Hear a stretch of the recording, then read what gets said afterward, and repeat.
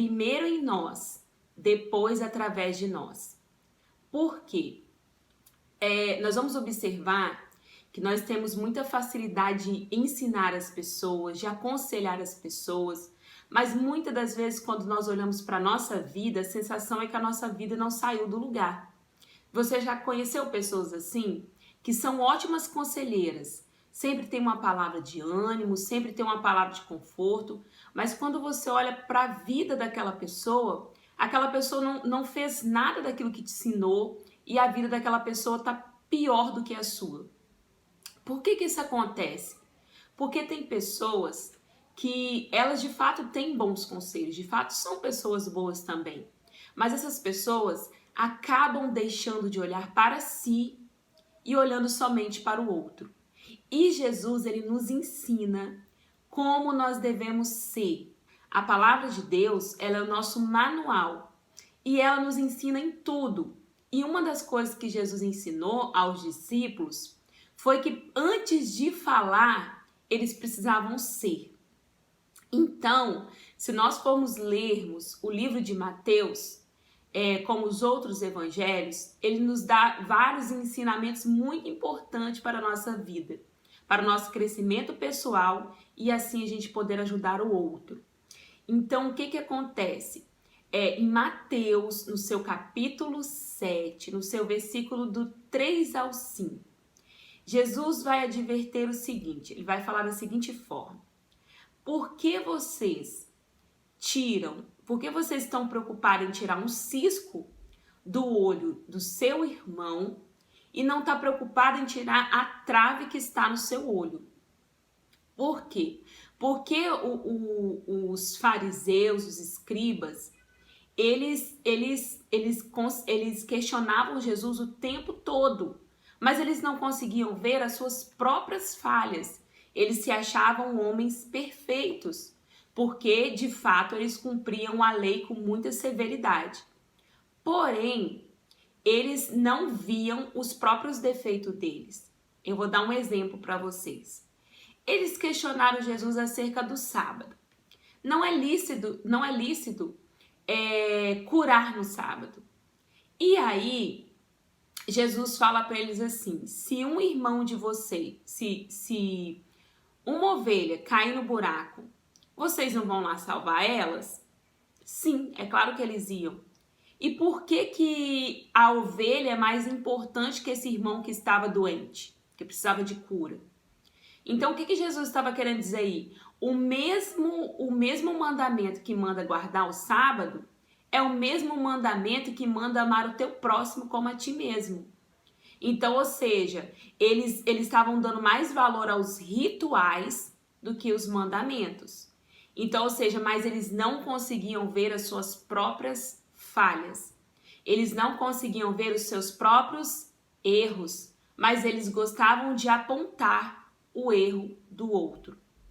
Então, o primeiro ponto que nós vamos aprender no vídeo de hoje é olhar mais para nós. Não no sentido de egoísmo, não no sentido de narcisismo, mas no sentido de um olhar curador. Um olhar que quando eu olho para minhas falhas, há uma frase que diz assim: o bom julgador julga a si mesmo. É o ponto de eu olhar para dentro de mim e falar assim: nossa, eu preciso melhorar aqui, eu preciso melhorar ali, eu preciso ser mais paciente aqui, eu preciso trabalhar mais na minha questão financeira, eu preciso melhorar no meu atendimento com o outro, eu preciso melhorar. A gente precisa começar a olhar mais para nós no sentido que nós também somos falhos, nós também temos erros.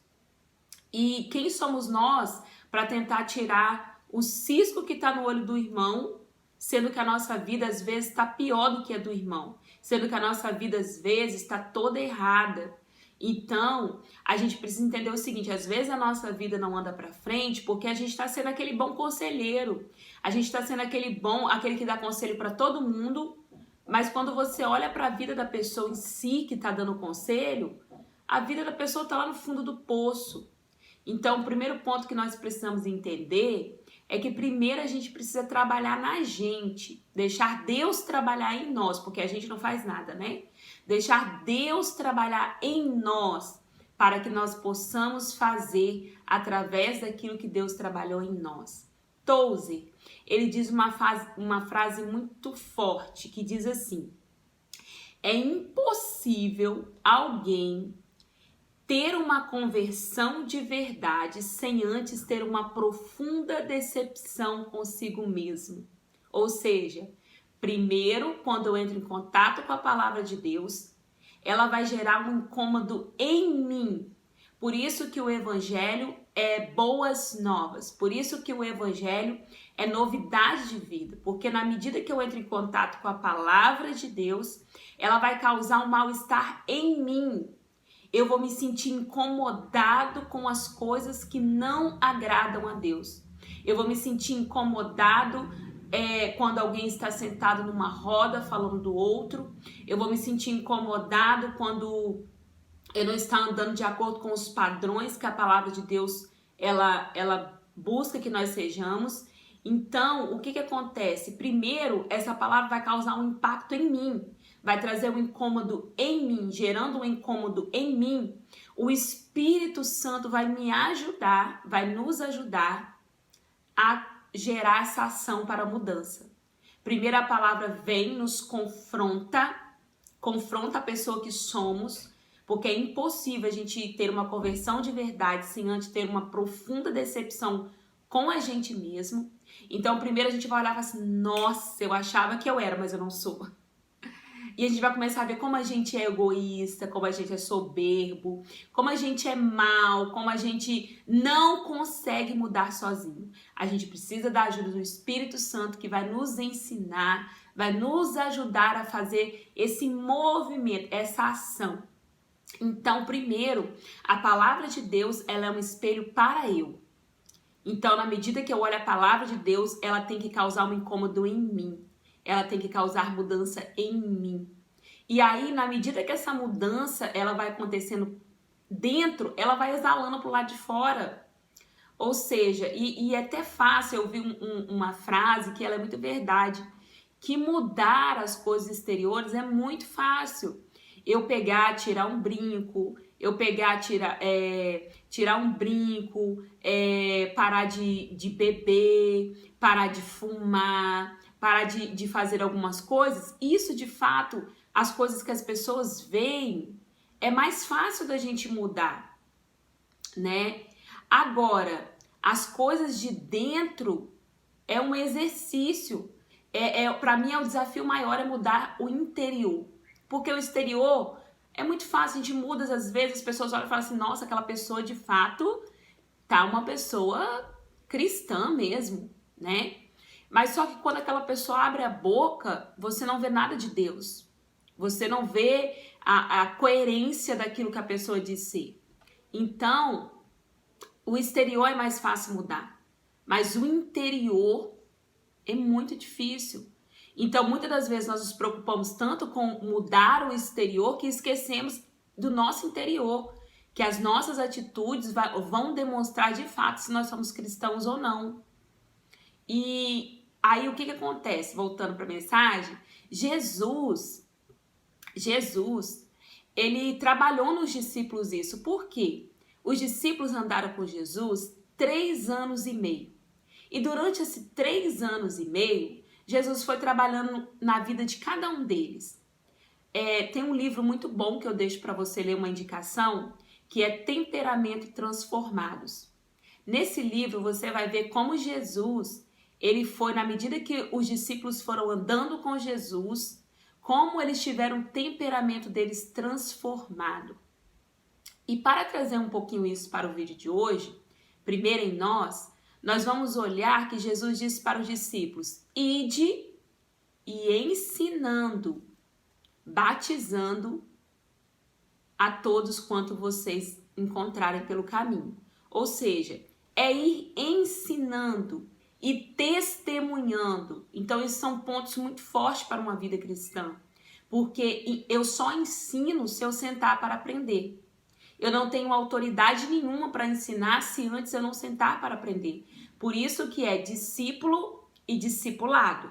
Porque eu discipulo pessoas, mas também sou discipulado.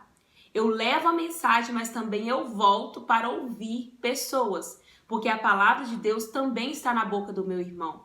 A palavra de Deus não está só na minha boca, a palavra de Deus também está na boca do meu irmão. Então, a gente precisa entender esse contexto. É ir ensinando, mas para eu ensinar eu tenho que sentar para aprender, e testemunhando, ou seja, eu tenho que dar testemunho da minha vida. Então, por isso que o evangelho é primeiro em nós e depois através de nós. O impacto que esse evangelho vai causar na nossa vida, de mudança, de transformação, vai exalar aonde a gente for. As pessoas vão olhar para nós e vão falar assim, nossa, aquela pessoa de fato teve uma vida transformada. Outrora, essa pessoa era explosiva, era sanguíneo, não tinha paciência, agora está totalmente diferente. Um exemplo disso é a vida de Pedro. Pedro, se a gente for olhar, Pedro era muito ousado e Pedro viveu experiências tremendas com Jesus, porque Pedro também tinha coragem, né? A gente tem que olhar os pontos positivos e os pontos negativos, e lembrando que todos os discípulos erraram, todos os discípulos tinham pontos positivos e pontos negativos.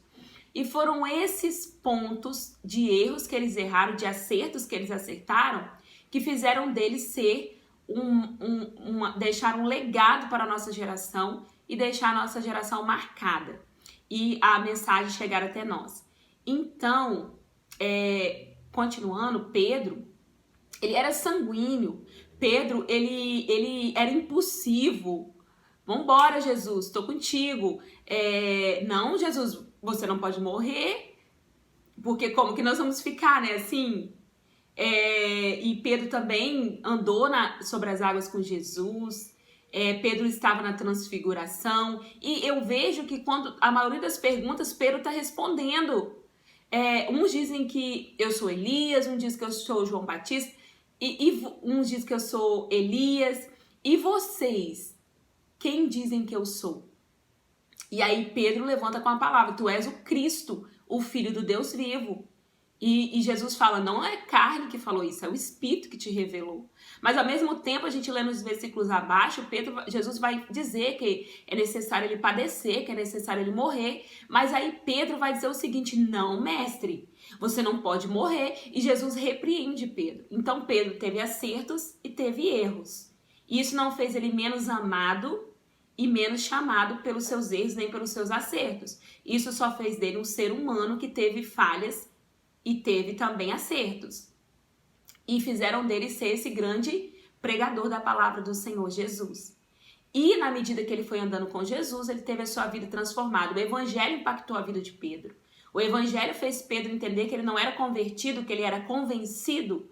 E a partir do momento que Jesus ressuscita, ele tem a sua identidade restaurada na pessoa de Jesus. E aí Pedro começa a entender de fato o que é o evangelho. Que o evangelho é muito além do que falar, do que estar presente, o evangelho é ser. E Pedro, e João, ou amado, que era aquele estourado. Certa feita, Jesus estava num lugar e João diz o seguinte, João era conhecido como filho do trovão. E João fala assim, manda fogo do céu e queima esse samaritano todos. Ou seja, o pavio curto. Mas à medida que ele foi andando com Jesus, porque Jesus é a palavra, a Bíblia contém a palavra de Deus, mas a Bíblia não é a palavra. A palavra é Jesus, o logo é Jesus. Porque em João vai dizer o seguinte, que ele era o verbo e o verbo estava com Deus.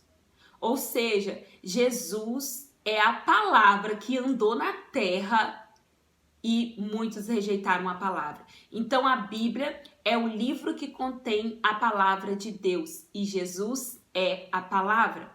E o que acontece? Andando com a palavra, andando com Jesus, João, o que era filho do trovão, o que tinha um pavio curto, ele agora vai ser transformado pelo evangelho. E aí ele vai dizer assim lá nas cartas de João, filhinhos, não pequeis, mas se pecar, temos o advogado, o justo. Ou seja, olha a mudança de um cara que mandava queimar todo mundo e agora ele dizendo isso. Então é isso que o evangelho faz conosco. Nós temos que ser impactados por essa verdade de Cristo. E aí o que acontece? Márcia é fácil? Não, a Márcia, ela tem acertos e erros todos os dias. Mas eu não deixo esse erro ser a minha identidade. Eu deixo esse erro ser os meus aprendizados. A minha identidade está na pessoa de Jesus.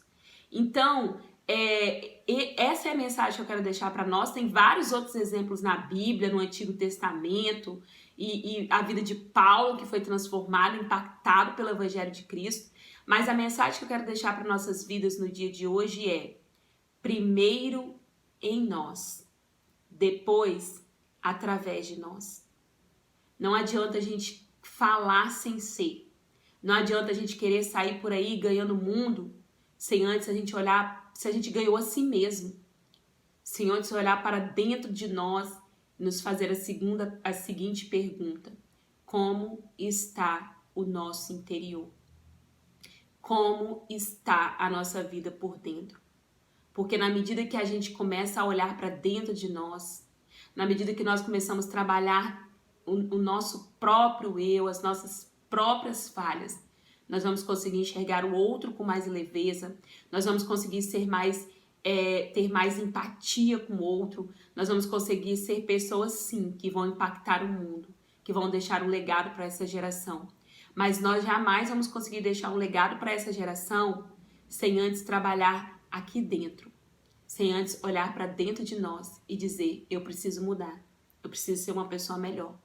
Não é só o outro que precisa mudar, não é só o outro que tem falha, não é só o outro que está errado, que a gente tem essa mania de sempre estar transferindo para o outro. É ter a maturidade de olhar para dentro de nós e dizer assim: nossa, eu tenho uma trave no meu olho e eu estou preocupado com o cisco que está no olho do meu irmão. A trave é bem maior do que o cisco. Eu estou com uma trave, a minha visão está tapada e eu estou querendo ajudar o outro. Então, primeiro a gente deve buscar trabalhar em nós, pedir o Espírito Santo que nos ajude, para que aí sim nós possamos ajudar o outro. Que essa palavra seja bênção para a tua vida e que nesse 2021 nós possamos olhar para dentro de nós, olhar mais para nós, nos julgarmos, olhar como está a nossa vida, a nossa conduta com Deus. Eu tenho orado? Por que eu estou preocupado que o outro não está orando?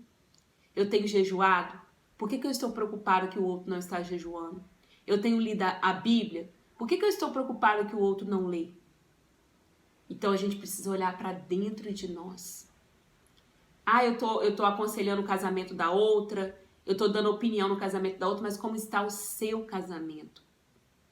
Eu tô vendo que a pessoa não está andando de acordo com o Senhor quer, mas como você está andando. A gente precisa olhar mais pra gente. E na medida que a gente olhar mais pra nós, nós vamos refletir de fato a glória de Cristo. Não um olhar egocêntrico, egoísmo, não. É um olhar da gente olhar pra gente e falar assim: epa, eu preciso ser uma pessoa melhor. Essa é a palavra de Deus para as nossas vidas hoje. Curta aí, não esqueça de curtir, porque quando você curte, isso ajuda o meu canal a crescer. Deixa aí sua sugestão, seu comentário. Deixa aí o seu comentário, sua sugestão. Compartilhe com seus amigos. Talvez tenha alguém que precisa ouvir essa palavra. Lógico que primeiro somos nós. E depois, se você olhar para alguém e falar assim: nossa, eu acho que essa pessoa também precisa.